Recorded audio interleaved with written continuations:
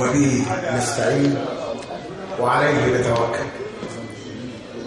أهل أسوان وأبناء العمومة، أهل النوبة وجميع القبائل العربية لمحافظة أبو أسوان، ألف شكر للحفاوة البالغة ومعدن قبائل أسوان، المعدن الطيب ذو الأصل العريق وأساس القبائل، بداية القبائل وحضارة القبائل محافظة أسوان، سواء من النوبة أو من القبائل العربية. المنصة الكريمة، العمد والمشايخ والقيادات السياسية الموجودة بالقاعة، نشكركم جميعا لحضوركم مؤتمر المجلس الأعلى لشورى القبائل العربية. النهارده أنا بعتبره هو المؤتمر الخامس، لكن بنعتبره المؤتمر الأول في حملة ومبايعة المشير والقائد والزعيم عبد الفتاح السيسي. المجلس الأعلى لشورى القبائل العربية لازم هيبقى له دور في المرحلة القادمة، لأن أول ما منشأ في 3/12 القبائل موجودة من مر العصور، لكن بداية إنشاء المجلس في 3/12 في القاهرة للظروف والمرحلة لتدعيم خارطة الطريق، ربنا أكرمنا بالشعب المصري الجميل من نسائه أسود مصر. سيدات مصر هم أسود مصر، لأن الست هي الأم وهي الزوجة وهي الأخت وهي الترمومتر بتاع المجتمع في البيت وفي العمل وفي المصنع وفي الشارع وفي جميع المجالات. والشباب العظيم، الشباب المصري اللي بيحب مصر وبس، مش الشباب اللي جاب للاتحاد الأوروبي ومن أوروبا وبايع بلده، وده قليل ومن كرم الله علينا. الشباب الوطني المخلص عارفهم بالاسم، وانا بقول لهم رساله من هنا من اسوان من ارض الحضاره. الشباب اللي بيطلع في الميديا ويقول الشباب وبيتكلم باسم الشباب، مفيش حد يوصي على شباب مصر. شباب مصر حدد هدفه وحدد خريطه الطريق بتاعته اللي هو انقاذ مصر من المؤامره العظمى والكبرى واصعب مؤامره بتمر بها مصر في العصر الحديث، هي المؤامره بتاعت، مش عايزين نقول تقسيم الشرق الاوسط الجديد، لا، هو مخطط امريكاني صهيوني لتوليه الاستاذ اردوغان زعيما للدوله العثمانيه الجديده اللي عايزين يجيبوها، يبقى هو المال العثماني الجديد للشرق الاوسط الجديد. وانا بكل بساطه هقول لكم كلمه بسيطه، لازم نراعي حاجه بسيطه. المستفيد من الاحداث اللي بتمر بيها مصر النهارده اسرائيل، وبدام اسرائيل مستفيده من الاحداث دي يبقى هي المحركه لكل الاحداث اللي بتدور في مصر. ومن ارض اسوان تحيه واجلال وعرفان لصقور مصر، المخابرات العامه والمخابرات الحربيه.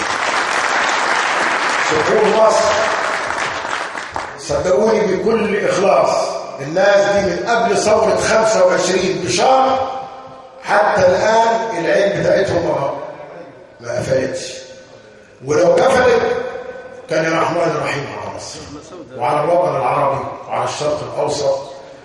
فانتم معاكم من كرم الله وبركه سيدنا رسول الله عليه افضل الصلاه والسلام من اعظم اجهزه المخابرات في العالم، يكفيهم تقوتهم وحبهم لتراب مصر. فابدعوا، ولسه من 15 يوم 3 شبكات تجسس وعلى اتصال مباشر بالموساد الاسرائيلي، فالمخطط مش سهل. والنهارده احنا ما بنقولش ان المشير عبد الفتاح السيسي كده، لا، ده ليه أسباب، بدليل هدوءه وصدقه وعقله واتزانه، لأن مرحلة صعبة. عاقل متزن أسد. ضربة روسيا القريبة دي ليها معنيين: توقيت المفاجئ اللي هو عنصر المفاجأة للشعب وللعالم، استقبال الاتحاد السوفيتي له كزعيم وقائد مش كوزير دفاع، الجاكيت الستر النجمة ده الاتحاد السوفيتي ما بيدوش أي حاجة، بيديه للمقاتل اللي تشرف به القوات العسكرية الروسية. فده تكريم مش لمصر، تكريم لصلاح الدين الأيوبي الجديد للعرب. ده من الآخر، ده معناه إن ده قائد عربي زعيم اقتنعت به الدول الشرقية، واتزانه ما استغل زيارة روسيا وهاجم أمريكا. قال لك لا، احنا علاقاتنا بروسيا والصين وجميع دول العالم ينفتح عليها بدون مساس بأي علاقات أخرى. ده اسمه الاتزان. فلما نيجي نقول المشير عبد الفتاح السيسي رئيس لمصر، الوقت الحالي وجدنا فيه أو كنا محرومين من الزعامة. فالشعب المصري مش هقول كله، على الأقل فوق 80 ل 90% عايزين انتخابات الصبح.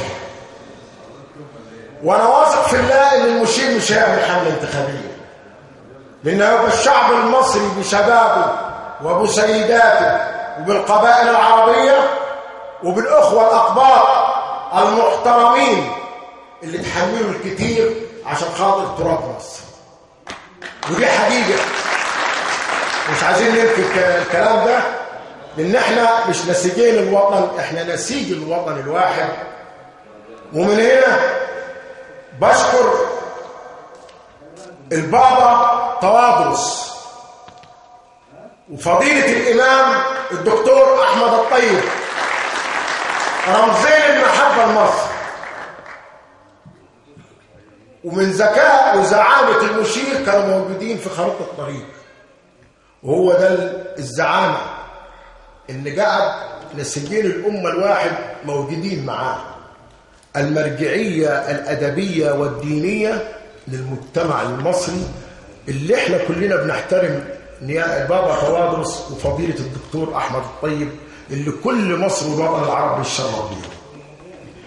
النهارده احنا عايزين بنقول للمشير عبد الفتاح السيسي،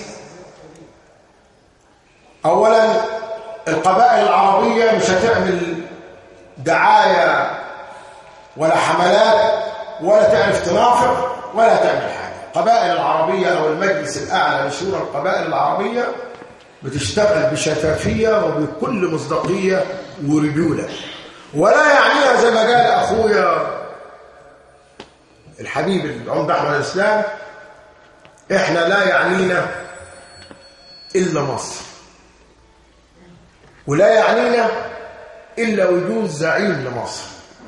وانا واثق في الله ان ربنا اختاره. هو قال كلمه جميله لسياده المشير، قال كرسي الرئاسه صاحبه اسمه مكتوب عليه، ودي قالها من حدود شهر او من شهر ونص. كرسي الرئاسه هو ما بيقصدش نفسه، هو بيقول لك يعني اللي اتكتب، وده ان دل على شيء بيدل على طاقته وايمانه. المهم النهارده بالنسبه للمجلس الاعلى لشورى القبائل العربيه، كل عضو من أعضاء المجلس المحترمين ذو المواصفات الطيبة في المجتمع المصري قاموا ثورتين، وبأدبهم وبزعامتهم وبكرمهم وفتح بيوتهم لحل مشاكل المجتمع موجودين، لأن دول ولا سرقوا ولا أفسدوا ولا اتحاكموا، لأن دول مرجعيتهم بيوتهم وبالبلدي واكلين على طبليتهم في بيتهم. فاللي جاي باذن الله انا ليا وجهه نظر صغيره زي ما قال اخويا الاستاذ ناصر عبده من الصحفيين المحترمين. مش كل محافظه هيبقى فيها مقر لحمله المشير عبد الفتاح السيسي، ده كل مركز ومسمى قبائله يعملوا مكان مع بعض يجمعوا توكيلاتهم، وبعد كده على مستوى المحافظه، بعد كده مؤتمر عام في القاهره يكون فيه اعلان وتتسلم، ويكون برئاسه عمنا وكبيرنا الاستاذ فهمي عمر في القاهره على مستوى الجمهوريه ويجمع في القاهره. دي حاجه. الحاجه الثانيه رساله من اسوان للمغردين ضد مصر.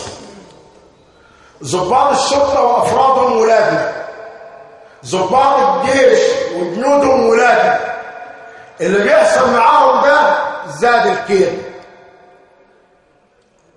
فليه رجاء عند شرفاء مصر اللي هم القبائل، وكلمه القبائل والقيادات مسيطره في اللجوء وفي المراكز وفي الحدود من الصحراء الغربيه للشماليه للشرقيه.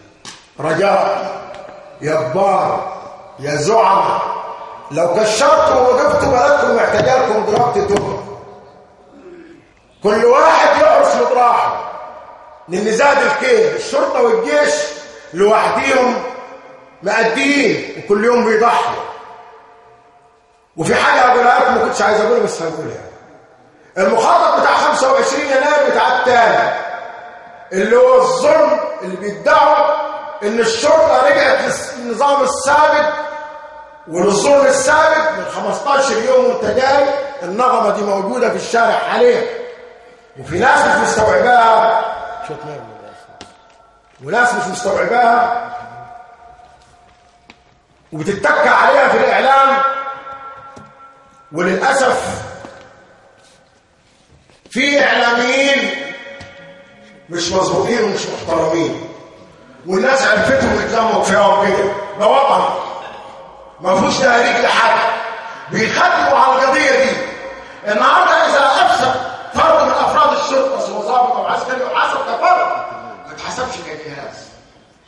مش عايزين ايه غلط 25 يناير والقبائل ليها دور، لا تحسس المجتمع ان هي واقفه. الضابط النهارده يعني في سينا لما ابتدت الشرفاء في قبائل سينا تخلص للوطن في شهر بس فوق ال 115 تكفير، نصهم من بره مصر اتفوروا الصف، لان كانت المعلومات دي جايه 90% من الاهالي من القبائل من الناس الشريفه المحترمه. انا مش عارف اقول عليكم بس الكلام كبير وعايزين نصحصح في اللي جاي. هتطلع اليومين اللي جايين احنا ولا ضد صباحي ولا ضد حد، اللي عايز يترشح يترشح وكل واحد براحته وكل الناس افاضل محترمين. لكن انا واثق في سيدنا رسول الله عليه افضل الصلاه والسلام، والله طبعا الاول ان الموضوع خلصان، بس مش خلصان واحنا نايمين على الدكه، خلصان بجهد.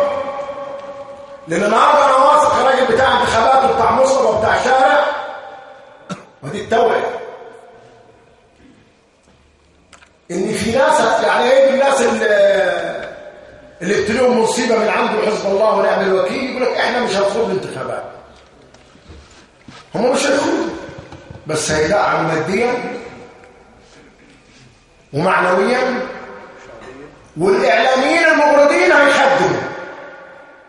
لكن في اعلاميين شرفاء في مصر، في اعلاميين محترمين وليهم دور في ثوره 30 وابطال، والشعب المصري بيعشقهم وبيحترمهم لغايه النهارده، وهم اللي بقى الشعب برضه في الموضوع اللي بتكلم فيه العبد الفقير اللي هو النغمه اللي ليها 15 يوم.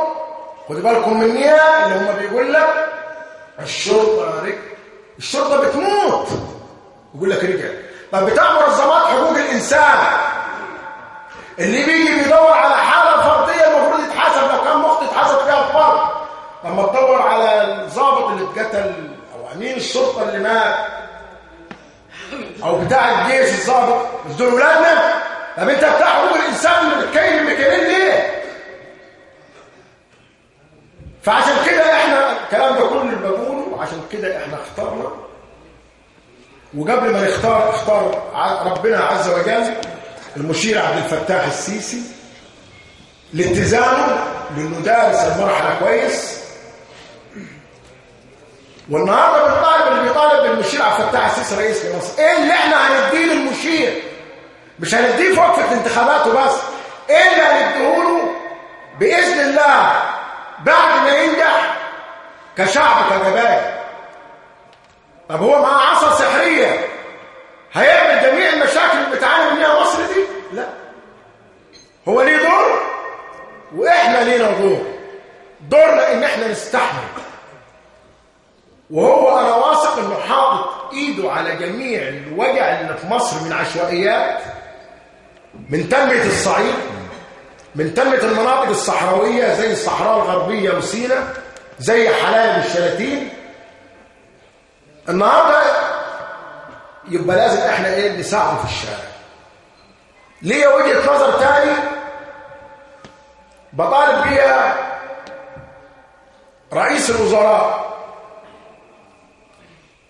والوزراء المعنيين بالنسبه للصعيد. الصعيد في الفتره دي بالذات لازم، ودي رساله للقوات المسلحه، لان هي نعمه التركيز ونعمه الاهتمام بالصعيد. ابتدت بكوبري نجع عمادي ورصدت له 165 مليون جنيه وهتنفذه القوات المسلحه. فالصعيد مهمل ومهمش. فاحنا عشان نعالج، لان الارهاب النهارده لما تيجي تعالجه مش هتعالجه بالبندقيه وبس كامن، لا ده لازم اعالجه بامن وبفكر وبجهات خدميه في المجتمع.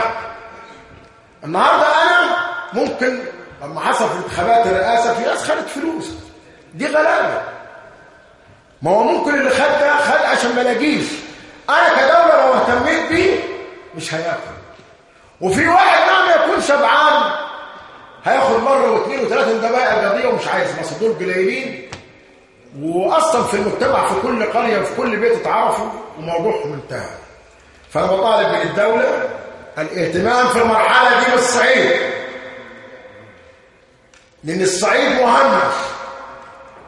المفروض كاقتصاد حاليا اليومين دول يا سياده رئيس الوزراء المحترم، الصعيد في 3-4 اماكن زي اسوان او قنا او اسيوط او سوهاج او المنيا فيهم مناطق صناعيه ناقصين نجيب لهم المستثمرين. في مستثمرين مصريين محترمين من ابناء المحافظات يتجابوا في المرحله دي ويشتغلوا في الصعيد من بكره مش من بعد انتخابات الرئاسه. لان انا بتكلم وده زي ما الناس عرفت الوجع بتاع الدوله، انا بقول لك وجع الصعيد كده، لان الصعيد مهمش. الشباب المحترم في الصعيد دايما الصعيد طارد لبره. فانا مش عايز ما اطلش عليكم. بالنسبه لسياده المشير عبد الفتاح السيسي، احنا حاليا ما معناش غيره. بضاعه الله اكبر، ربنا يحرسه ويحميه. الناس بتعشقه. دورنا ان احنا ندعمه بتوكيلات، ندعمه بمناديب، ندعمه بوقفه راجل واحد. الناس دي مش هتستسلم لتخريب يوم الانتخابات او في التوكيلات او كده. وبارك الله فيكم وكل سنه وانتم طيبين، وربنا ما يحرمناش منكم، والف شكر. السلام عليكم.